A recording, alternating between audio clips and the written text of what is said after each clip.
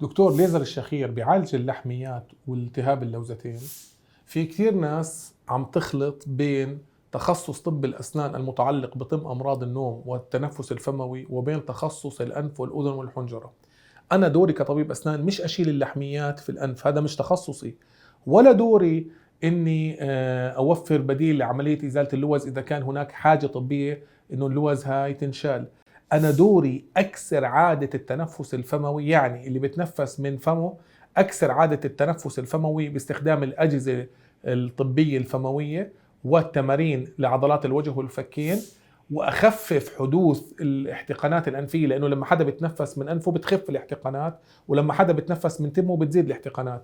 ودوري الناس اللي عندها ترهل في سقف الحلق واللهاء اشد اللهاء والحلق والانسجه طريق سقف الحلق الى الاعلى حتى افتح مجرى التنفس. في ناس كثير بتخلط بين تخصصنا وتخصص الطب الانف والاذن والحنجره، احنا تخصصنا تكاملي مع زملائنا في طب الانف والاذن والحنجره، وهو دور تكاملي تشاركي لعلاج الحالات بالشكل الأمثل.